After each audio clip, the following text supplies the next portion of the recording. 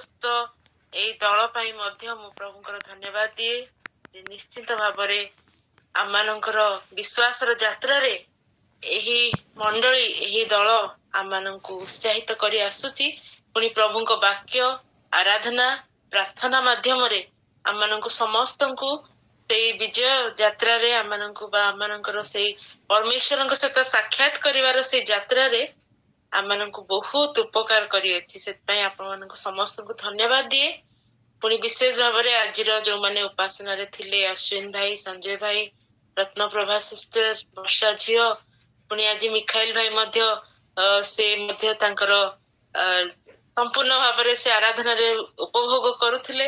ଆଉ ତା ସହିତ ମୁଁ ଧନ୍ୟବାଦ ଦିଏ ସୁରେଖା ମଲ୍ଲିକ ଆଣ୍ଟିଙ୍କୁ ଆଉ ରୀତାରାଣୀ ବିଟ ଭଉଣୀଙ୍କୁ ମଧ୍ୟ, ଯୋଉମାନେ କି ସୁନ୍ଦର ଭାବରେ ସ୍ପେଶାଲ ସଙ୍ଗ ଆଉ ବାକ୍ୟ ମାଧ୍ୟମରେ ମଧ୍ୟ ଆମମାନଙ୍କୁ ଉପକାର କରିଅଛନ୍ତି। ଆଉ ସମସ୍ତ ପଛରେ ଥିବା ଆମମାନଙ୍କର ଲିଡର ମାନେ ଏନକରେଜ ମାନେ କରନ୍ତି ସବୁବେଳେ, ବୀରେନ୍ଦ୍ର ଭାଇ, ମଧୁସ୍ମିତା ଭଉଣୀ, ବିନୟ ସାର୍ ଆଉ ଯେତେ ଜଣ ଆପଣ ମାନଙ୍କର ଲିଡର ମାନେ ଅଛନ୍ତି ସମସ୍ତଙ୍କୁ ମଧ୍ୟ ମୁଁ ଧନ୍ୟବାଦ ଦିଏ ଯେ ସେ ବିଶ୍ୱସ୍ତ ଭଣ୍ଡାରଘରିଆ ଭାବରେ ଆପଣ ମାନେ ଆପଣଙ୍କ ପ୍ରତି ଦିଆଯାଇଥିବା ଦାୟିତ୍ୱକୁ ତୁଲେଇ ଆସିଛନ୍ତି। ଆଉ ବିଶେଷରେ ମୁଁ ମୋର ପ୍ରଭୁ ଯୀଶୁ ଖ୍ରୀଷ୍ଟଙ୍କୁ ଧନ୍ୟବାଦ ଦିଏ। ମୋ ନିମନ୍ତେ ସେ ଧରାପୃଷ୍ଠକୁ ଆସିଥିଲେ। ମୁଁ ବିଶ୍ୱାସ କରେ ମୋ ଜୀବନର ଉଦ୍ଧାର ନିମନ୍ତେ ସେ ଏତେ ବଡ କାର୍ଯ୍ୟ କଲେ। ମୁଁ ବ୍ୟକ୍ତିଗତ ଭାବରେ ତାଙ୍କ ପାଇଁ ବହୁତ ବିଶେଷ ସେ ମଣିଲେ ମତେ, ତେଣୁ ମୋ ପାଇଁ ସେ ଜଗତକୁ ଆସିଥିଲେ ଆଉ ମୁଁ ସେଥିପାଇଁ ଆଜି ଆନନ୍ଦିତ। ଆଜି ଯୋଉ ବିଶେଷ ସମାଚାର ଦେଇ ପ୍ରଭୁ ମୋ ସହିତ କଥା ହେଇଅଛନ୍ତି ଗୋଟେ ଭିନ୍ନ ପ୍ରକାର ବିଷୟ ମାଧ୍ୟମରେ, ମୁଁ ସେଥିପାଇଁ ଧନ୍ୟବାଦ ଦିଏ। ମୁଁ ବହୁତ ଉତ୍ସାହିତ ଆଜିର ବାକ୍ୟକୁ ନେଇ। ତେବେ ଆସୁ ଆମେ ବାକ୍ୟ ମଧ୍ୟକୁ ଯିବା ପୂର୍ବରୁ ମୁଁ ନିଜକୁ ସମର୍ପଣ କରିବା ପାଇଁ ଚାହୁଁଛି। ମତେ ମଧ୍ୟ ଆପଣ ମାନେ ପ୍ରାର୍ଥନାରେ ତୋଳି ଧରନ୍ତୁ। ପ୍ରଭୁ ଧନ୍ୟବାଦ ଦେଉଛି ପିତା ଏ ପ୍ରାତଃକାଳ ନିମନ୍ତେ, ତୁମର ଦୟା ଅନୁଗ୍ରହ ନିମନ୍ତେ ମୋ ଜୀବନରେ। ପ୍ରଭୁ ତୁମେ ମୋ ପାଇଁ ପ୍ରଭୁ ଜଗତକୁ ଆସିଲ ମୋର ଉଦ୍ଧାର ପାଇଁ। ମୁଁ ପାପୀ ଥିବା ସମୟରେ ତୁମେ ମତେ ପ୍ରେମ କଲ, ମୁଁ ଅଯୋଗ୍ୟ ଥିବା ସମୟରେ ତୁମେ ମୋ ପ୍ରତି ଦୟା ଦେଖେଇଲ, ସେଥିପାଇଁ ତୁମକୁ ଧନ୍ୟବାଦ ଦେଉଛି ପିତା। ଆଜି ପ୍ରତ୍ୟେକଙ୍କ ହୃଦୟରେ ପ୍ରଭୁ ତୁମେ ଜନ୍ମ ନିଅ। ପ୍ରଭୁ ତୁମେ ଜନ୍ମ ନେଇ ସାରିଛ ଆମେ ବିଶ୍ୱାସ କରୁ ପ୍ରଭୁ।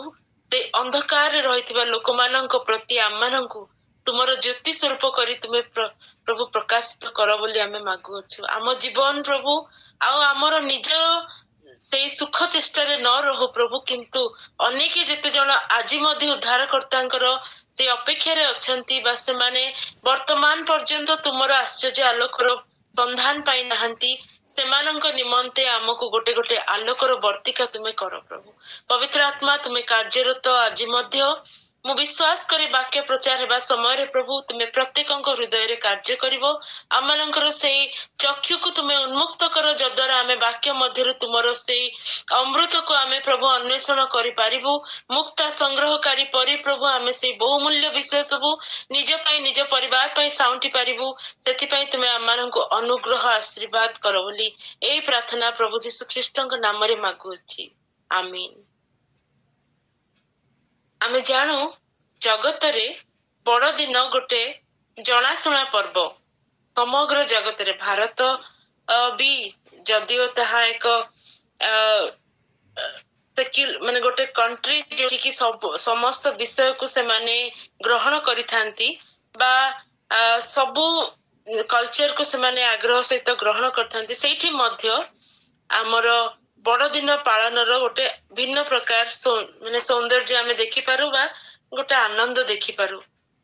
ବହୁତ ସମୟରେ ବଡଦିନ ମାନେ କଣ ଯଦି ଆମେ ପଚାରୁ, ଯୋଉମାନେ ପ୍ରଭୁ ଯୀଶୁଙ୍କୁ ବ୍ୟକ୍ତିଗତ ତ୍ରାଣକର୍ତ୍ତା ଭାବରେ ଜାଣିନାହାନ୍ତି ସେମାନେ କହିପାରନ୍ତି ଯେ ବଡଦିନ ଏକ ରଙ୍ଗୀନ ସାଜସଜାର ପର୍ବ, ଉପହାର ଆଦାନ ପ୍ରଦାନର ପର୍ବ, ପୁଣି ଆଲୋକର ଝଲକ, ଭିନ୍ନ ସ୍ୱାଦର ପରମ୍ପରା, କ୍ରିସମସ ଟ୍ରି, ସାଣ୍ଟାକ୍ଲଜ, ହାଲୋୱିନ, ମେଞ୍ଜର, ପ୍ରଭୁ ଯୀଶୁଙ୍କର ଜନ୍ମକୁ ଦେଖାଉଥିବା କିଛି ଛୋଟ ଛୋଟ ମଡେଲ୍ସ, କ୍ୟାରୋଲ ସିଙ୍ଗିଂ, ଆଉ ଷ୍ଟାର, କେକ୍ କଟିଂ, ପୁଣି ମଦ୍ୟପାନର ଉତ୍ସବ, ଏ ସବୁକୁ ବିଷୟକୁ ନେଇକି କ୍ରିସମସ ବୋଲି ଲୋକମାନେ ସେଟାକୁ ଧାରଣାରେ ଆଣିଥାନ୍ତି।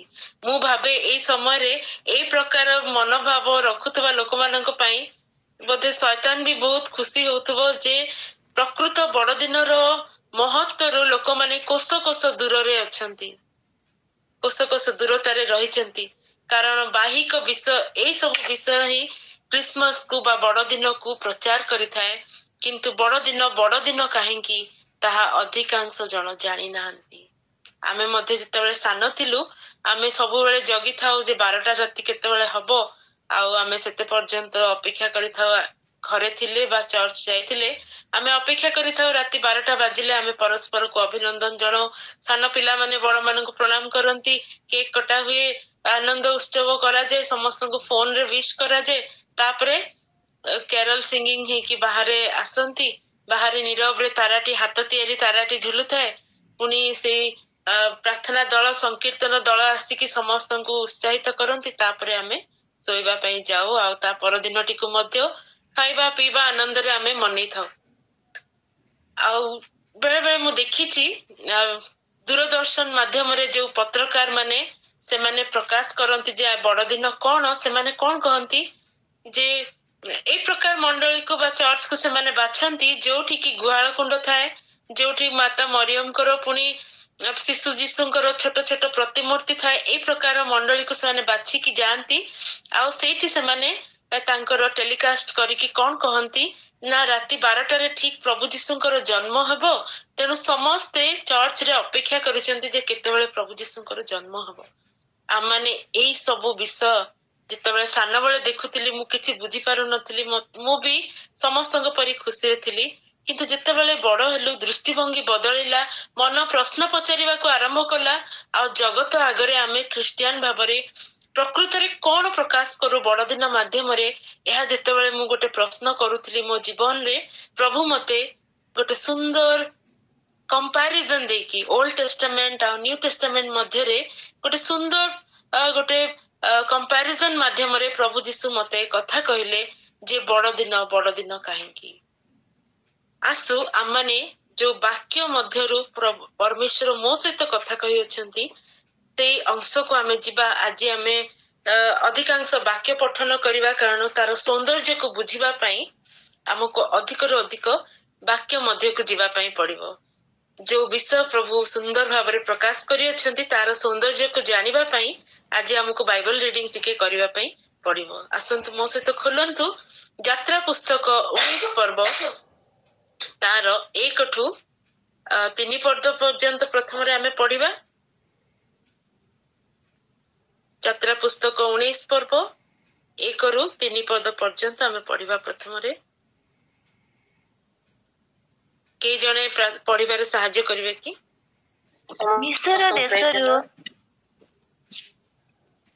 ମିଶର ଦେଶରୁ ଇସ୍ରାଏଲ ସନ୍ତାନ ବାହାର ହେବାର ତୃତୀୟ ମାସର ପ୍ରଥମ ଦିନରେ ସେମାନେ ସିନୟ ପ୍ରାନ୍ତରରେ ଉପସ୍ଥିତ ହେଲେ।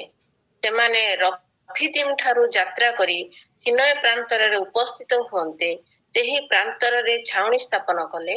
ଇସ୍ରାଏଲ ସେହି ସ୍ଥାନରେ ପର୍ବତ ସମ୍ମୁଖରେ ଛାଉଣି ସ୍ଥାପନ କଲେ। ଅନନ୍ତରେ ମୂଷା ପରମେଶ୍ୱର ନିକଟକୁ ଆରୋହଣ କରନ୍ତେ ସଦାପ୍ରଭୁ ପର୍ବତରୁ ତାଙ୍କୁ ଡାକି କହିଲେ, ତୁମ୍ଭେ ଯାକୋବ ବଂଶକୁ ଏହି କଥା କୁହ ଓ ଇସ୍ରାଏଲ ସନ୍ତାନଗଣକୁ ଏହା ଜଣାଅ। ତାପରେ ଆମେ ପଢିବା 10 ପଦରୁ 25 ପଦ ପର୍ଯ୍ୟନ୍ତ।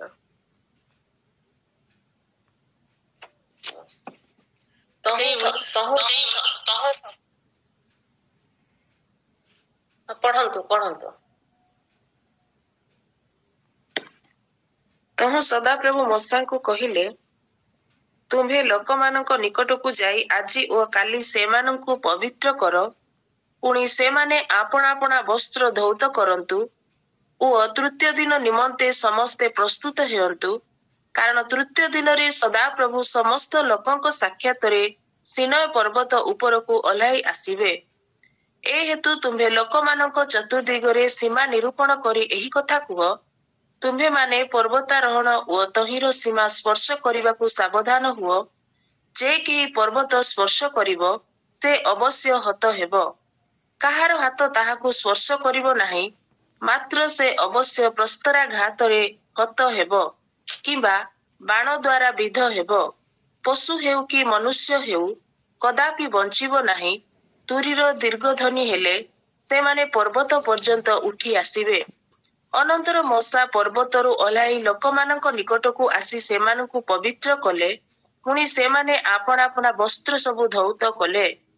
ତହୁଁ ସେ ଲୋକମାନଙ୍କୁ କହିଲେ, ତୁମ୍ଭେମାନେ ତୃତୀୟ ଦିନ ନିମନ୍ତେ ପ୍ରସ୍ତୁତ ହୁଅ, ଆପଣା ଆପଣା ଭାର୍ଯ୍ୟା ନିକଟକୁ ଯାଅ ନାହିଁ। ଅନନ୍ତର ତୃତୀୟ ଦିନର ପ୍ରଭାତ ହୁଅନ୍ତେ ମେଘ ଗର୍ଜନ ଓ ବିଜୁଳି ଓ ପର୍ବତ ଉପରେ ନିବିଡ଼ ମେଘ ଓ ଅତିଶୟ ଉଚ୍ଚ ସ୍ୱରରେ ତୋରିଧ୍ୱନି ହେବାକୁ ଲାଗିଲା। ତହିଁରେ ଛାଉଣି ସ୍ଥିତ ସମସ୍ତ ଲୋକ କମ୍ପାନ୍ୱିତ ହେଲେ। ତହୁଁ ପରମେଶ୍ୱରଙ୍କ ସହିତ ସାକ୍ଷାତ କରିବା ନିମନ୍ତେ ମୂଷା ଲୋକମାନଙ୍କୁ ଛାଉଣିରୁ ବାହାର କରି ଆଣିଲେ। ତହିଁରେ ସେମାନେ ପର୍ବତର ତଳେ ଛିଡ଼ା ହେଲେ। ସେତେବେଳେ ସିନାଇ ପର୍ବତ ଧୂମମୟ ଥିଲା, କାରଣ ସଦାପ୍ରଭୁ ଅଗ୍ନି ବାହନରେ ତହିଁ ଉପରେ ଅବରୋହଣ କଲେ। ତହିଁରେ ଭାଟିର ଧୂମ ପରି ତହିଁରୁ ଧୂମ ଉଠିଲା। ପୁଣି ସମୁଦାୟ ପର୍ବତ ଅତିଶୟ କମ୍ପିଲା। ପୁଣି ତୁରୀ ଶବ୍ଦ କ୍ରମଶଃ ଅତିଶୟ ଉଚ୍ଚ ହୁଅନ୍ତେ ମୂଷା କଥା କହିଲେ। ତହିଁର ପରମେଶ୍ୱର ଏକ ରବ ଦ୍ୱାରା ତାହାଙ୍କୁ ଉତ୍ତର ଦେଲେ। ଅନନ୍ତର ସଦାପ୍ରଭୁ ସିନାଇ ପର୍ବତ ଉପରେ ଅର୍ଥାତ୍ ପର୍ବତ ଶୃଙ୍ଗରେ ଅବରୋହଣ କଲା ଉତ୍ତାରେ ମୂଷାଙ୍କୁ ସେହି ପର୍ବତ ଶୃଙ୍ଗକୁ ଡାକିଲେ।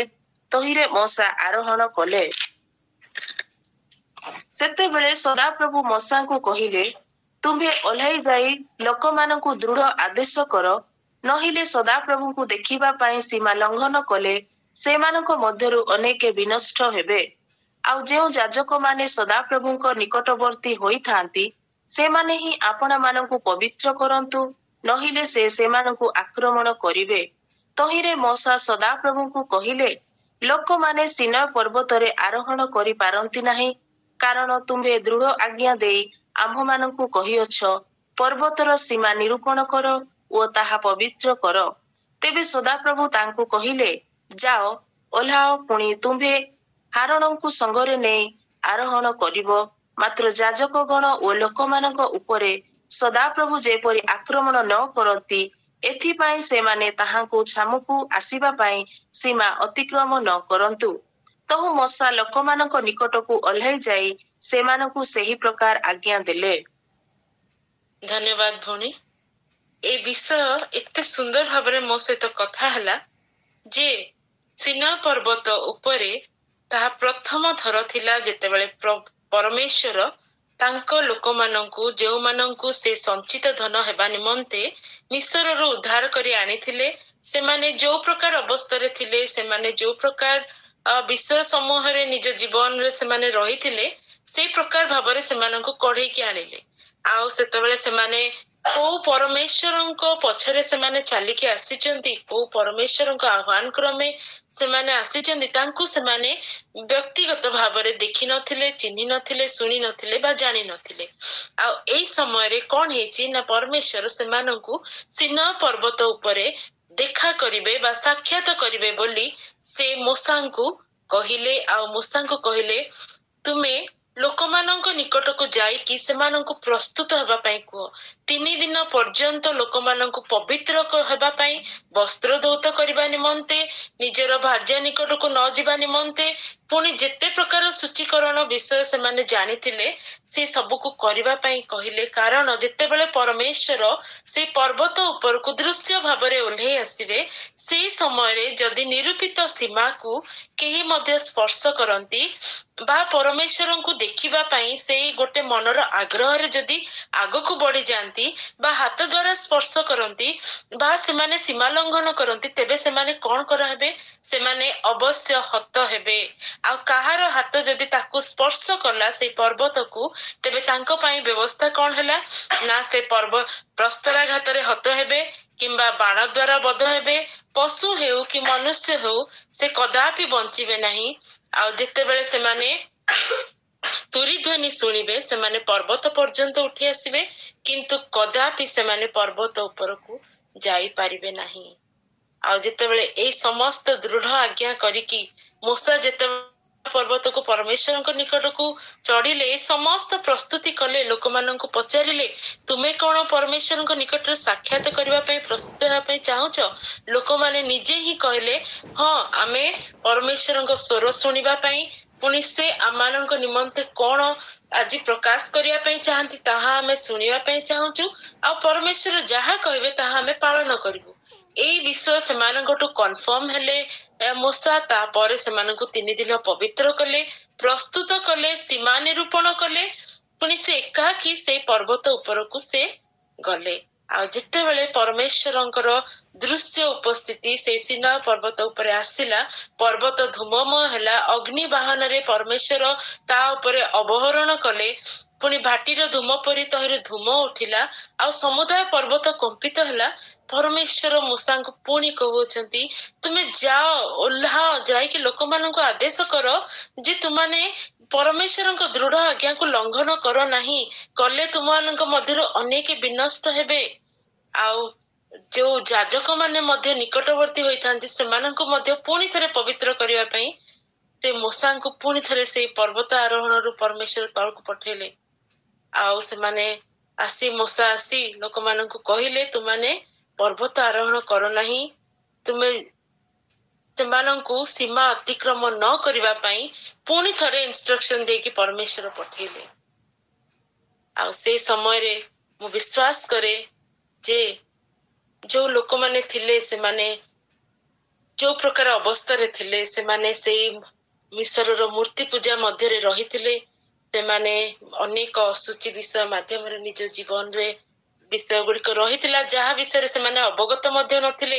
ସେମାନଙ୍କ ମଧ୍ୟରେ ପ୍ରତିମା ପୂଜା ରହିଥିଲା, ସେମାନଙ୍କ ମଧ୍ୟରେ ବ୍ୟଭିଚାର ରହିଥିଲା, ଚୋରି ଆଉ ପରସ୍ପରର ବିଷୟକୁ ଲୋଭ କରିବା, ପରସ୍ପରର କ୍ଷତି କରିବା, ଏଇ ସବୁ ସେମାନଙ୍କ ପାଇଁ ଗୋଟେ ସାଧାରଣ ବିଷୟ ହେଇଥାଇପାରେ। ତେଣୁ ସେମାନଙ୍କୁ ଗୋଟେ ସୂଚି ପବିତ୍ର ଜାତି କରିବା ପୂର୍ବରୁ ଯେତେବେଳେ ସେମାନେ ପରମେଶ୍ୱରଙ୍କ ଦର୍ଶନ ପାଇବା ପାଇଁ ସେଇ ପର୍ବତରେ ଥିଲେ, ସେତେବେଳେ କଣ ହେଇଛି ନା ପରମେଶ୍ୱର ମୂଷାଙ୍କୁ ବାରମ୍ବାର କହୁଛନ୍ତି, ତୁମେ ଯାଅ, ଓହ୍ଲାଅ, ସେମାନଙ୍କୁ କୁହ ସେମାନେ ପର୍ବତର ନିକଟବର୍ତ୍ତୀ ହେବେ ନାହିଁ। କିନ୍ତୁ ତାର ଆଉ ଗୋଟେ ସୁନ୍ଦର ଗୋଟେ ବିଷୟ ଦେଖୁ ଆମେ, ତାହା ହଉଛି ମାଥ୍ୟୁ 5 ପର୍ବ। ମାଥ୍ୟୁ 5 ପର୍ବର 1 ପଦ ଆମେ ପଢିବା କି? ମାଥ୍ୟୁ 5 ପର୍ବ 1 ଆଉ 2 ପଢିଲେ ଆମେ ଜାଣିବା। ଲୋକ ସମୂହ ଦେଖି ଯୀଶୁ ପର୍ବତ ଆରୋହଣ କଲେ। ପୁଣି ଉପବେଶନ କଲା ଉତ୍ତାରେ ତାହାଙ୍କ ଶିଷ୍ୟମାନେ ତାହାଙ୍କ ଛାମୁକୁ ଆସିଲେ। ସେଥିରେ ଯୀଶୁ ମୁଖ ଫିଟେଇ ସେମାନଙ୍କୁ ଶିକ୍ଷା ଦେଇ କହିବାକୁ ଲାଗିଲେ। ଧନ୍ୟବାଦ। ପୁରାତନ ନିୟମରେ ପ୍ରଥମ ଥର ପରମେଶ୍ୱର ଦୃଶ୍ୟ ଭାବରେ ଲୋକମାନଙ୍କ ମଧ୍ୟରେ ଯେତେବେଳେ ଓହ୍ଲେଇକି ଆସିଲେ, ପରମେଶ୍ୱର କହୁଛନ୍ତି, ଯାଅ ଲୋକମାନଙ୍କୁ କୁହ ଦୂରବର୍ତ୍ତୀ ହେବା ପାଇଁ। ଦୂରବର୍ତ୍ତୀ ହେବା ପାଇଁ, ପରମେଶ୍ୱରଙ୍କୁ ଦେଖିବା ପାଇଁ ପାଖକୁ ନ ଆସନ୍ତୁ। ଶବ୍ଦ ଶୁଣିକି ହିଁ ଲୋକମାନେ ବହୁତ ଭୟଭୀତ ହେଇଗଲେ, ଡରିଗଲେ, ଆଉ କହିଲେ ମୂଷାଙ୍କୁ ଯେ ପରମେଶ୍ୱରଙ୍କ ବାକ୍ୟ ଆମେ ଆଉ ଶୁଣିକି ସମ୍ଭାଳି ପାରୁନୁ, ତୁମେ ଶୁଣ, ତୁମେ ପ୍ରକାଶ କର, ଆମ ସହିତ ପରମେଶ୍ୱର କଥା ନ ହୁଅନ୍ତୁ। ଏ ପ୍ରକାର ପରମେଶ୍ୱର ଯେତେବେଳେ ପ୍ରକୃତରେ ଯେତେବେଳେ ଜଗତ ମଧ୍ୟକୁ ଓହ୍ଲେଇ ଆସିଲେ, ଲୋକଙ୍କର ଅବସ୍ଥା ଏମିତି ହେଲା। କିନ୍ତୁ ଆମେ ଦେଖୁ ବଡଦିନ ମାଧ୍ୟମରେ ଯେତେବେଳେ ପରମେଶ୍ୱର ଜଗତକୁ ମନୁଷ୍ୟ ରୂପରେ ଆସିଲେ, ଆଉ ସେ ବିଷୟ ନାହିଁ ଯେ ଯାଅ, ଓହ୍ଲେଇ ଯାଅ, କୁହ ଦୂରବର୍ତ୍ତୀ ହେବା ପାଇଁ, ନିଜକୁ ସେମାନେ ପରମେଶ୍ୱରଙ୍କ ଦୃଶ୍ୟ ଉପସ୍ଥିତିରୁ ଦୂରକୁ ନିଅନ୍ତୁ, ଏ ବିଷୟ ଆଉ ନାହିଁ। ବଡଦିନ କଣ ସେଇ ଭିନ୍ନତା ଆଣିଦେଲା, ତାହା ହଉଛି ପ୍ରଭୁ ଯୀଶୁ ଖ୍ରୀଷ୍ଟ ଯେତେବେଳେ ଆସିଲେ, ସେ ମଧ୍ୟ ପର୍ବତ ଆରୋହଣ କଲେ। ସେ ମଧ୍ୟ ପର୍ବତ ଆରୋହଣ କଲେ, ପୁଣି ଲୋକ ସମୂହଙ୍କୁ ଦେଖିଲେ, ଆଉ ଲୋକ ସମୂହଙ୍କୁ ତାଙ୍କ ନିକଟକୁ ସେ ଡାକୁଥିଲେ, ଆସ ମୋ ନିକଟକୁ ଆସ। ଆଉ ଯେତେବେଳେ ସେ ପର୍ବତ ଉପରେ ଉପବେଶନ କରୁଥିଲେ, ଲୋକମାନେ ସେଇ ସତ୍ୟ ପରମେଶ୍ୱରଙ୍କର ଦୃଶ୍ୟ ଉପସ୍ଥିତି, ମନୁଷ୍ୟ ରୂପରେ ଦେହ ଧାରଣ କରିଥିବା ସେଇ ପରମେଶ୍ୱରଙ୍କୁ ସେମାନେ ସହ୍ୟ କରିପାରିଲେ, ସେମାନେ ଦେଖିପାରିଲେ, ତାଙ୍କ ପ୍ରେମକୁ ସେମାନେ ପରିଚୟ ପାଇଲେ। ଆଉ ପ୍ରଭୁ କହୁନାହାନ୍ତି ଯେ ମୋ ଠାରୁ ଦୂର ହୁଅ, ମୋ ନିକଟକୁ ଆସ। ବଡଦିନ ଆମ ଜୀବନରେ ଏଇ ବିଷୟକୁ ଆଣିଅଛି। ଅତ୍ୟନ୍ତ ପବିତ୍ର ପରମେଶ୍ୱର, ଯାହାଙ୍କର ଛାୟା, ଯାହାଙ୍କର ଅପ୍ରତ୍ୟକ୍ଷ ସେଇ ସ୍ଥାନରେ ଅବହରଣ କରିବା, ପୁଣି ତାଙ୍କ ଶବ୍ଦକୁ ମଧ୍ୟ ପାପୀ ମଣିଷ ତାହା ସହ୍ୟ କରିପାରୁନଥିଲା। ସେ ନିଜେ ଦେହଧାରୀ ହେଲେ, ସେ ନିଜେ ଜଗତ ମଧ୍ୟକୁ ମନୁଷ୍ୟ ପ୍ରକାରେ ଆସିଲେ, ସେ ନିଜେ ନିଜର କୋଳସ୍ଥିତ ପୁତ୍ରଙ୍କୁ ଦେଲେ, ଯାଅ ଖ୍ରୀଷ୍ଟ ରୂପରେ ତୁମେ ପରମେଶ୍ୱରଙ୍କ ପ୍ରେମକୁ ପ୍ରକାଶ କର। परमेश्वर कदापि से आमानंक प्रति तांकर अन्याय करंती नहीं, से कदापि कठोर नुहंती, से कदापि दूरवर्ती नुहंती। से आमानंकर इमानुएल परमेश्वर, आमानंकर सहवर्ती, आमानंक मध्यवर्ती परमेश्वर एई विषय प्रकाश करे। बड़ दिन माध्यम रे प्रभु जीशु आसिले, आ जो परमेश्वर उपस्थिति पाई लोक माने योग्य हो पारु नथिले, लोक माने तांको पाखकु जिबा पाई भय करुथिले, सेई परमेश्वर निजे आसिले आउ कहले मो निकटकु आस, आउ से मुख फिटाई सेमानंकु शिक्षा देवा पाई लागिले। आउ सेई शिक्षा रे ना कोनोसी भयंकर शब्द थिला, ना सेतबेले कोनोसी भयर विषय थिला, ना रिजेक्शन थिला, ना दूरकु जिबा पाई कहिबार विषय थिला, किंतु ताहा आह्वान करुथिला, आस मो निकटकु आस, आस तुमाने धन्य जो माने आत्मारे दिनहीन, आस तुमाने स्वर्ग राज्य तुमर पुनि शोकार्त लोक मानक प्रभु जीशु धन्य कहतिले, कारण से माने सांत्वना प्राप्त हेबे। नम्र लोक मानक धन्य कहले, पृथ्वी रे अधिकारी हेबा निमंते, धार्मिकता निमंते क्षुदित तृषित लोक मानक धन्य कहले, कारण से माने परितृप्त हेबे।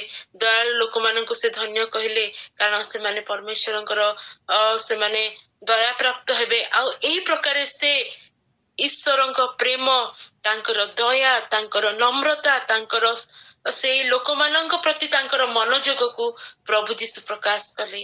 केते सुंदर भाबरे प्रभु मते से स्थान रे कथा कहिले जे पर्वत उपरे परमेश्वर अवतरण कले, लोक माने सहय करि पारले नहीं। बड़ दिन सेति पाई प्रभु निरूपित कले, जद्वारा परमेश्वर निजे जगत मध्य को आसीबे, मनीष परी से पर्वत आरोहण करिवे, आ लोक माननकु तांको निकट को डाकिबे, मो पाखरे बस, आज तुमको दूर को जिबा पाई मु कहू नहीं, मो ठारू दूरवर्ती हो नहीं, मु तुमरो कोनोसी भयजनक विषय नुहे, किंतु मु मोर प्रकृत प्रेम को तुम निकट रे प्रकाश करूची। बड़ दिन आम जीवन रे एही कार्य करछि। आमे जेतेबेले दूरवर्ती थिलु, आमे जेतेबेले अयोग्य थिलु, आमे जेतेबेले भयग्रस्त थिलु, आमे जेतेबेले परमेश्वरक निमंते जेते जहा कले मध्ये आमे योग्य विवेचित हेई पारु नथिलु, सेतेबेले परमेश्वर निजे आम परिका हेकी, आम परिका रक्त मांस धरिकी, आम परिका से लिमिटेड हेले, unlimited God, he become a limited person, he become a limited being. आम मध्य को से ओल्हे के आसिले, आम सहित से पर्वत आरोहण कले, आमको डाकिले मो पाखरे बस, आउ से परमेश्वरंकर उत्तम गुण गुडी को आम निकटरे प्रकाश करबा माध्यम रे से तांको प्रेम को, असीम प्रेम को प्रकाश कले। बड़ दिन आम जीवन रे एई प्रकार कार्य करियछि। आ गोटे अंश आमे पढिबा, ताहा आपण माने पाइबे लेवी पुस्तक तार 21 पर्व 17 रु 21 पद मध्य रे आमे सेटा देखिबा। मु पढि दउछि लेवी पुस्तक, ताहा आपण माने पाइबे। बहुत सुंदर विषय एटा, आमे निश्चिंत भाव में पढ़ा दरकार। आम अनेक समय पुरातन नियमर यही अंश गुड़ी को छाड़ी देउ, किंतु जदि आम प्रार्थनार सहित पढ़ू तेबे परमेश्वर आम सहित कथा कहती। प्रभु मते पुणी थे आउ गोटे पार्थक्य दर्शा मते प्रभु देखले। लेवी पुस्तक 21 रो 17 रु 21 मध्य एपरि लिखा जाए, तुम्बे हारोन को कह, पुरुषानुक्रमरे तुम्भ वंश मध्य जहा शरीर रे खूण थाए से अपना परमेश्वर भक्ष्य द्रव्य उत्सर्ग करबा पई निकट को जीव नहीं। जे लोकर खूण अछि से निकटवर्ती हेब नहीं, विशेष रे अंध लोक कि छोटा कि जहार नाक विकृत कि अधिकांग कि भग्नपद कि भग्न हस्त कि कुजा कि बामन अबा जहार चक्षुरे खूण अछि कि जादू रोगी कि काछु रोगी कि भग्न कोष एपरी खूण विशिष्ट जेउ पुरुष हारण जाजकंक वंश मध्य थाए से सदा प्रभु उद्देश्य रे अग्निकृत उपहार उत्सर्ग करबा पई निकट को जीव नहीं। ताहार खूण अछि से परमेश्वर भक्ष्य उत्सर्ग करबा पई निकट को आसीबो नहीं। जाजक मानक पई ए प्रकार व्यवस्था थिला, तेबे साधारण लोकंक पई आहुरी केते कठोर व्यवस्था रहिथिला। कौनसी प्रकारे शारीरिक भावरे खूण थिबा पशु को बलिदान करबा पई परमेश्वर एलाउ करि नथिले। कौनसी प्रकारे खुंत थिबा पशु को परमेश्वर बलिदान करबा पई उत्सर्ग करबा पई बारण करथिले। सेई प्रकारे लोक मानक मध्यरे जो मानक शरीर रे खूण थिला, जो मानक चक्षु अंध थिला, जो माने बांगर थिले, जो माने छोटा थिले, जहार ଚକ୍ଷୁରେ ଖୁଣ ଅଛି କି ଆମେ ସେ ଲିଷ୍ଟ ପୁରା ପଢିଲୁ ସେମାନଙ୍କୁ ଶରୀରର ଅଙ୍ଗ ପ୍ରତ୍ୟଙ୍ଗରେ ଯୋଉମାନଙ୍କର ଖୁଣ ଥିଲା ସେମାନଙ୍କୁ ପରମେଶ୍ୱରଙ୍କର ନିକଟବର୍ତ୍ତୀ ହେବା ପାଇଁ ତାଙ୍କର ଭକ୍ଷ୍ୟ ପେୟ ନୈବେଦ୍ୟ ଉତ୍ସର୍ଗ କରିବା ପାଇଁ କୌଣସି ପ୍ରକାର ପରମିଶନ ନଥିଲା। କିନ୍ତୁ ଆମେ ଯଦି ଆଉ ଥରେ ଦେଖୁ ମାଥ୍ୟୁ 4 ପର୍ବର ତାର 23-24 ପଦ ଆମେ ଦେଖୁ ତେବେ ଆମେ ତାର ଆଉ ଗୋଟେ ପାର୍ଥକ୍ୟ ଦର୍ଶାକୁ ଆମେ ଦେଖିପାରିବା। ମାଥ୍ୟୁ 4 ପର୍ବ ତାର 23-24 ପରେ ଯୀଶୁ ସେମାନଙ୍କ ସମାଜ ଗୃହ ସମୂହରେ ଶିକ୍ଷା ଦେଇ ରାଜ୍ୟର ସୁସମାଚାର ଘୋଷଣା କରି ଏବଂ ଲୋକଙ୍କର ସମସ୍ତ ପ୍ରକାର ରୋଗ ସମସ୍ତ ପ୍ରକାର ପୀଡା ସୁସ୍ଥ କରି ସମୁଦାୟ ଗାଲିଲୀରେ ଭ୍ରମଣ କରିବାକୁ ଲାଗିଲେ। ଆଉ ତାହାଙ୍କ ସମ୍ବନ୍ଧରେ ଜନରବ ସମୁଦାୟ ସୁରିଆ ପର୍ଯ୍ୟନ୍ତ ବ୍ୟାପିଗଲା। ପୁଣି ଲୋକେ ଭୂତଗ୍ରସ୍ତ, ମୃଗୀ ରୋଗୀ, ପକ୍ଷାଘାତ ରୋଗୀ ଆଦି ନାନା ପ୍ରକାର ରୋଗରେ ପୀଡ଼ିତ ଯନ୍ତ୍ରଣାଗ୍ରସ୍ତ ସମସ୍ତଙ୍କୁ ତାହାଙ୍କ ନିକଟକୁ ଆଣିଲେ ଆଉ ସେ ସେମାନଙ୍କୁ ସୁସ୍ଥ କଲେ। ହାଲେଲୁୟା। ପୁଣି ଗାଲିଲି, ଦେକାପୋଲି, ଜେରୁସାଲେମ, ଯିହୁଦା ପ୍ରଦେଶ, ଜର୍ଦ୍ଦନର ଅପର ପାରିରୁ ବହୁ ସଂଖ୍ୟକ ଲୋକ ଆସି ତାଙ୍କର ପଶ୍ଚାତ ଗମନ କଲେ। ପରମେଶ୍ୱର ଅତ୍ୟଧିକ ପବିତ୍ର ତାଙ୍କ ପବିତ୍ରତାର ସୀମା ଆମେ ନିରୂପଣ କରିପାରିବୁ ନାହିଁ। ତାଙ୍କର ଉତ୍ତମତାର ତାଙ୍କର ପବିତ୍ରତାର ସୌନ୍ଦର୍ଯ୍ୟ ଆମେ ଆକଳନ ମଧ୍ୟ କରି ନପାରୁ। ତେଣୁ ସେ ପୁରାତନ ନିୟମର ଯୋଉ ରୀତି ରିବାଜ ଥିଲା ଯେ ପରମେଶ୍ୱରଙ୍କ ସମ୍ମୁଖକୁ କୌଣସି ଖୁଣବନ୍ତ ବିଷୟ ଆସିପାରିବ ନାହିଁ, କିନ୍ତୁ ବଡଦିନ ସେଇ ବ୍ୟାରିୟରକୁ ସେଇ ବନ୍ଧକୁ ଭାଙ୍ଗିକି ପରମେଶ୍ୱରଙ୍କ ଉପସ୍ଥିତିକୁ ମଣିଷ ମାନଙ୍କ ମଧ୍ୟରେ ଆଣିଲା। ପ୍ରତ୍ୟେକଟି ଛୋଟା, ପ୍ରତ୍ୟେକଟି ପଙ୍ଗୁ, ପ୍ରତ୍ୟେକଟି ଅନ୍ଧ, ପକ୍ଷାଘାତ ରୋଗୀ, ମୃଗୀ ରୋଗ, ଭୂତଗ୍ରସ୍ତ ସମସ୍ତେ ପ୍ରଭୁ ଯୀଶୁଙ୍କ ନିକଟକୁ ଆସିଲେ। ପ୍ରଭୁ ଯୀଶୁ ସେମାନଙ୍କ ନିକଟକୁ ଗଲେ, ସେମାନଙ୍କ ଉପରେ ହସ୍ତ ଥୋଇଲେ, ସେମାନଙ୍କୁ ଶୁଚି ପବିତ୍ର କଲେ, ସେମାନଙ୍କ ଠାରୁ ସେ ଅଶୁଚି ଆତ୍ମା ଗୁଡିକୁ ଛଡେଇଲେ, ସେମାନଙ୍କ ଉପରେ ନିଜର ଦୟାକୁ ସେ ବୁହେଇଲେ। ବାକ୍ୟରେ ଲେଖାଯାଏ ଯେତେବେଳେ ପ୍ରଭୁ ଯୀଶୁ ଜନଗହଳି ମଧ୍ୟରେ ଯାଉଥିଲେ ଆଉ ସେମାନଙ୍କର ସୁସ୍ଥ ହେବାର ଆବଶ୍ୟକତାକୁ ସେ ଅନୁଭବ କରିପାରୁଥିଲେ, ସେ ଫିଲ୍ କରିପାରୁଥିଲେ, ସେ ଜାଣି ପାରୁଥିଲେ। ପୁଣି ତାଙ୍କ ଠାରୁ ସେ ଦୟା ବୋହି ଯାଉଥିଲା, ପ୍ରବାହିତ ହେଉଥିଲା, ସେ ଦୟାରେ ବିଗଳିତ ହେଉଥିଲେ। ଆଉ ବଡଦିନ ଆମ ଜୀବନରେ ଏଇ ପ୍ରକାର ବିଷୟକୁ ଆଣିପାରିଲା। ପ୍ରଭୁ ଯୀଶୁଙ୍କର ଜଗତ ମଧ୍ୟରେ ଆଗମନ ଦ୍ୱାରା ଆମେ ଯୋଉମାନେ କୌଣସି ପ୍ରକାର ଯୋଗ୍ୟ ନଥିଲୁ, ଆମେ ଖୁଣବନ୍ତ ଥିଲୁ, ଆମେ ଶାରୀରିକ ଆତ୍ମିକ ଭାବରେ ଆମେ ରୋଗଗ୍ରସ୍ତ ଥିଲୁ, ଆମକୁ ଶୁଚି କରିବା ପାଇଁ ସେ ପବିତ୍ର ପରମେଶ୍ୱର ନିଜେ ଓହ୍ଲେଇ ଆସିଲେ। ବଡଦିନ ସେଇ ପୁରାତନ ନିୟମ ନୂତନ ନିୟମ ମଧ୍ୟରେ ଥିବା ବନ୍ଧକୁ ଭାଙ୍ଗିକି ପରମେଶ୍ୱରଙ୍କ ଉପସ୍ଥିତିକୁ ମନୁଷ୍ୟ ମାନଙ୍କ ମଧ୍ୟରେ ସେ ଓହ୍ଲେଇକି ଆଣିଥିଲା। ମୁଁ ଧନ୍ୟବାଦ ଦିଏ ପରମେଶ୍ୱରଙ୍କର ଏଇ ବଡଦିନ ନିମନ୍ତେ, ବଡଦିନର ପ୍ରକୃତ ମହତ୍ଵକୁ ମତେ ଜଣେଇଛନ୍ତି ଯେ ମୋ ପରି ପାପୀ ପାଇଁ ବଡଦିନ ଆବଶ୍ୟକ ଥିଲା। ମୋ ପରି ସେଇ ଆତ୍ମିକ ଭାବରେ ଦିନହୀନ ପାଇଁ, ମୋ ପରି ସେ ଶାରୀରିକ ଭାବରେ ଅକ୍ଷମ ପାଇଁ, ମୋ ପରି ଅନ୍ଧ ପାଇଁ, ମୋ ପରି ପଙ୍ଗୁ ପାଇଁ, ମୋ ପରି ପକ୍ଷାଘାତ ପାଇଁ, ଯେ କି ଅନେକ ବିଷୟରେ ନିଜକୁ ସମ୍ଭାଳିବା ପାଇଁ ମୁଁ ଅକ୍ଷମ ଥିଲି, ମୋ ପାଇଁ ପରମେଶ୍ୱର ସେଇ ବନ୍ଧକୁ ଭାଙ୍ଗିଲେ, ସେଇ ସୀମା ନିରୂପଣ ହେଇଥିବା ବିଷୟକୁ ସେ ଭାଙ୍ଗିଲେ, ମତେ ଡାକିଲେ ତାଙ୍କ ପାଖକୁ, ପୁଣି ନିଜେ ମଧ୍ୟ ମୋ ଜୀବନକୁ ଆସିଲେ ଆଉ ମୋ ଜୀବନରେ ସେଇ ଦୟା ପ୍ରେମକୁ ପ୍ରକାଶ କଲେ। ଆଜି ମଧ୍ୟ ପ୍ରଭୁ ଯୀଶୁ ଆମମାନଙ୍କ ହୃଦୟରେ ଆଘାତ କରନ୍ତି। ଆଉ ଗୋଟେ ପାଦ ଆଗେଇଛନ୍ତି। ସେ କେବଳ ଜଗତକୁ ଆସିଲେ ଈଶ୍ୱରଙ୍କର ଦୃଶ୍ୟ ଭାବରେ ପ୍ରେମକୁ ପ୍ରକାଶ କରିବା ପାଇଁ ତାହା ନୁହେଁ, କିନ୍ତୁ ଆମମାନଙ୍କ ସହିତ ଏକ ଚିରସ୍ଥାୟୀ ସେଇ ସାହାଯ୍ୟକାରୀ ଭାବରେ ଆମମାନଙ୍କ ମଧ୍ୟରେ ସେ ଆଜି ଅଛନ୍ତି। ଆମମାନଙ୍କୁ ସେ ତାଙ୍କର ପବିତ୍ର ଜାତି ସନ୍ତାନ ସନ୍ତତି କରିବା ପାଇଁ ସେ ଆଜି ଲଜ୍ଜିତ ନୁହନ୍ତି। ପ୍ରଭୁ ଯୀଶୁ ସେ ସ୍ୱର୍ଗକୁ ଆରୋହଣ କଲେ ସେ ଉତ୍ଥାପିତ ହେବା ପରେ, କିନ୍ତୁ ଯେପରି ସେ ପ୍ରତିଜ୍ଞା କରିଥିଲେ ସେହିପରି ତାଙ୍କର ପବିତ୍ର ଆତ୍ମାଙ୍କୁ ଆମମାନଙ୍କ ମଧ୍ୟରେ ପ୍ରେରଣ କଲେ। ଆଜି ସେ ଆଉ ଆମମାନଙ୍କର ବାହାରେ ରହିବା ପାଇଁ ଚାହାନ୍ତିନି, ସେ ଚାହାନ୍ତି ଆମମାନଙ୍କ ହୃଦୟରେ ସ୍ଥାନ।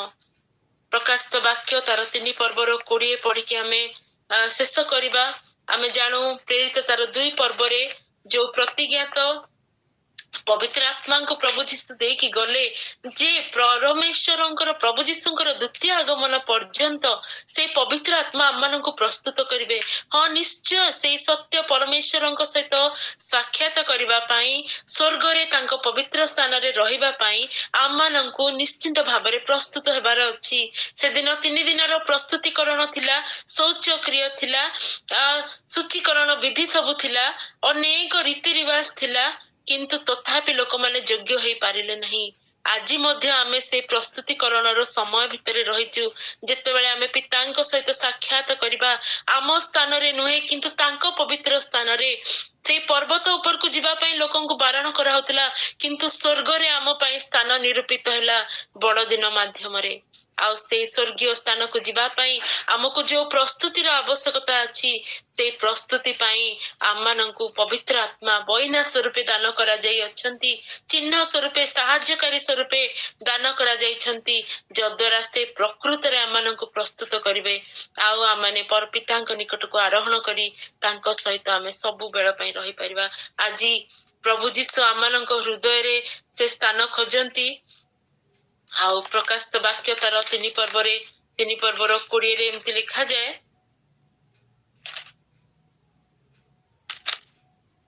देख आंबे द्वार निकट रे ठिया होई आघात करूछु, जदि केही आंभर स्वर सुनी द्वार फिटाई देबो ताहा हेले आंबे प्रवेश करी ताहा निकट को जीवु, पुणी आंबे ताहा सहित भोजन करिबु ओ से आंब सहित भोजन करिबो। आज पवित्र आत्मांकर आह्वान आम हृदय रे जे मु भीतर को आसिया पई चाहूची, तुमे मते परमिशन दियो। बिना परमिशन रे बिना कहार इच्छा रे जेहेतु आमे समस्ते से मनाफल खाइबा द्वारा आमे सत असत ज्ञान रो अधिकारी हेबा द्वारा निज विषय रे आमे डिसिजन नै पारिबार क्षमता आमे रखियछु। जेते पर्यंत आमे परमेश्वर को एलाउ करिना हो सेते पर्यंत परमेश्वर पवित्र आत्मा आम हृदय को आसीबे नहीं।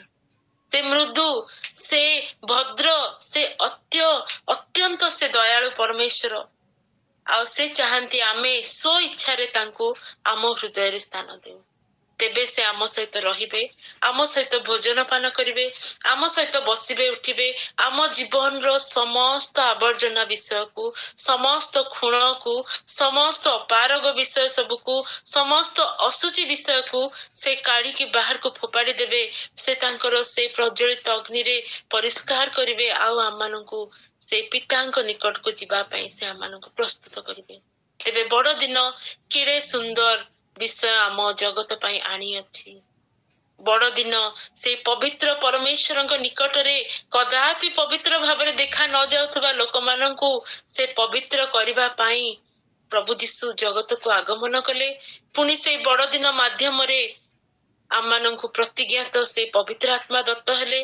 आ से पवित्र आत्मा आज आम जीवन रे कार्यरत पितांक निकट को हमको पहुंचेबा पई।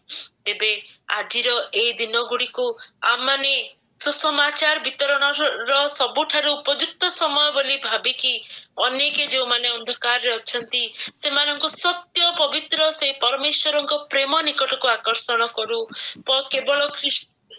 केवल क्रिसमस गोटे आनंदर पर्व, गोटे आलोकर पर्व, गोटे से क्रिसमस ट्री सजेबार पर्व, से तारा को बाहर टंगे की गोटे वेस्टर्न कल्चर को अपनाइबार गोटे पर्व न हो, किंतु सुसमाचार बांटीबार एटा जे प्रकृष्ट समय से विषय को आमे प्रकाशित करू। कारण परमेश्वर मनुष्य जाति पई जहा करिसेंती ताहा ही होची बड़ दिन।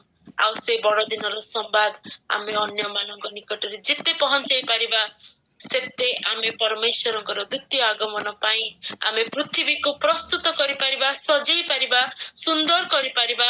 आ लोक मानक मध्य आमे पवित्र एक प्रजाकुल एक सुसज्जित गोटे जाति बने कि आमे से द्वितीय आगमन समय मध्य आकाश रे प्रभु जीशुंकर आगमन समय रे से मंडली को आमे सजेई परिबा, मंडली को बढ़ई परिबा।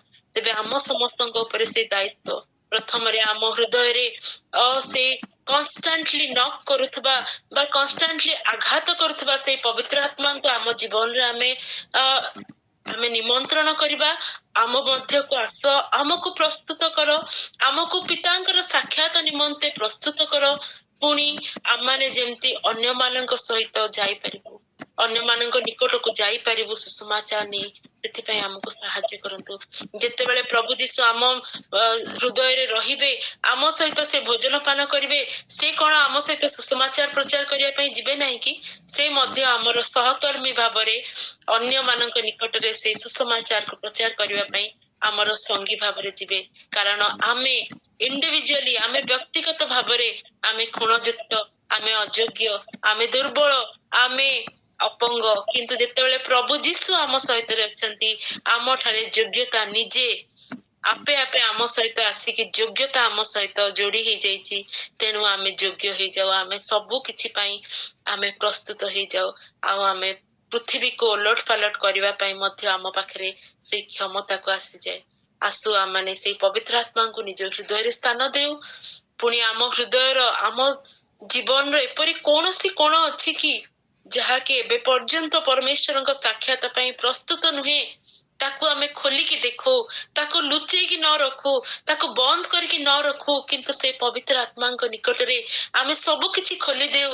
ଆସ ପବିତ୍ର ଆତ୍ମା, ମୋ ସହିତ ଭୋଜନ ପାନ କର, ମୋ ସହିତ ବାସ କର, ମୋ ସହିତ ବସ ଉଠ। ମୋ ଜୀବନରେ ତୁମର ଇଚ୍ଛା ବିରୁଦ୍ଧରେ କୌଣସି ବିଷୟ ଅଛି କି ତାହା ମତେ ପ୍ରକାଶିତ କର, ମତେ ପରିଷ୍କାର କର, ମତେ ପ୍ରକୃତରେ ପରମେଶ୍ୱରଙ୍କର ପିତା ପୁତ୍ର ପବିତ୍ର ଆତ୍ମାଙ୍କର ସେଇ ମିଳିତ ସାକ୍ଷାତ ନିମନ୍ତେ ମତେ ପ୍ରସ୍ତୁତ କର। ପୁଣି ପ୍ରଭୁ ଯୀଶୁଙ୍କୁ ଆମେ ସହକର୍ମୀ ଭାବରେ ନେଇକି ଆମେ ଅନ୍ୟମାନଙ୍କ ନିକଟରେ ସେ ସୁସମାଚାରକୁ, ସେ ବଡଦିନ କାହିଁକି ତାହା ଆମେ ଯେମିତି ପ୍ରକାଶ କରିପାରୁ, ଏଇ ବିଷୟରେ ପରମେଶ୍ୱର ଆମମାନଙ୍କୁ ଆଶୀର୍ବାଦ କରନ୍ତୁ। ପ୍ରଭୁଙ୍କର ବାକ୍ୟ ମାଧ୍ୟମରେ ପ୍ରଭୁ ଆମମାନଙ୍କ ସହିତ କଥା ହେଇଛନ୍ତି, ସେଥିପାଇଁ ମୁଁ ଧନ୍ୟବାଦ ଦେଇ ଏଇ ପ୍ରାର୍ଥନା ମାଧ୍ୟମରେ ମୁଁ ଶେଷ କରୁଅଛି ଯେ ପ୍ରଭୁ ଆମମାନଙ୍କୁ ଏଥରର ବଡଦିନ ଗୋଟେ ଭିନ୍ନ ବଡଦିନ ଭାବରେ ଆମ ସହିତ ତାହା ପ୍ରକାଶ କରନ୍ତୁ, ଗୋଟେ ଭିନ୍ନ ଅନୁଭବ ସହିତ ଆମମାନଙ୍କୁ ଆଗେଇବା ପାଇଁ ସାହାଯ୍ୟ କରନ୍ତୁ। କାରଣ ପ୍ରଥମ ଯେତେବେଳେ ଆମେ ଯୋଉ ଦିନ ବାକ୍ୟ ଶୁଣିଲୁ 1 ତାରିଖ ଡିସେମ୍ବରରେ, ଆମମାନଙ୍କୁ ସମସ୍ତଙ୍କୁ ପ୍ରସ୍ତୁତ ହେବାର ଆବଶ୍ୟକତା ଅଛି। ଆଉ ଆମେ ସମୟ ବହୁତ ଅଛି ବୋଲି ନୁହେଁ, କିନ୍ତୁ ଆମେ ଆମର ଦୀପ ଗୁଡିକୁ ସଜାଡୁ। ଆମ ଦୀପ ଜଳୁଛି କି ନାହିଁ, ଆମ ପାଖରେ ତୈଳ ଅଛି କି ନାହିଁ, ଆମେ ବରଙ୍କୁ ସାକ୍ଷାତ କରିବା ପାଇଁ ପ୍ରସ୍ତୁତ କି ନାହିଁ, ପ୍ରତି ମୁହୂର୍ତ୍ତରେ ଆମକୁ ତାହା ଜାଗ୍ରତ କରୁ, ସଜାଗ କରୁ, ଆଉ ଆମମାନଙ୍କୁ ସେଇ ସୌନ୍ଦର୍ଯ୍ୟ ମଧ୍ୟକୁ ଟାଣି ଆଣୁ, ବା ସେଇ ନିଖୁନ୍ତ ଅବସ୍ଥାକୁ ଆମମାନଙ୍କୁ ଆଣୁ ଯୋଉଥିରେ ଆମେ ପରମେଶ୍ୱରଙ୍କ ସହିତ ସାକ୍ଷାତ କରିପାରିବା। ଏଇ ସମସ୍ତ ବିଷୟ ମାଧ୍ୟମରେ ପରମେଶ୍ୱର ଗୌରବାନ୍ୱିତ ହୁଅନ୍ତୁ। ଧନ୍ୟବାଦ। ପ୍ରେଜ୍ ଦ ଲର୍ଡ।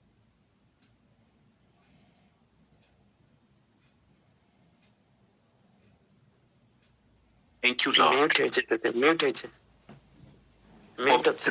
ପବିତ୍ର ପିତା ପରମେଶ୍ୱର ଧନ୍ୟବାଦ ଦଉଛୁ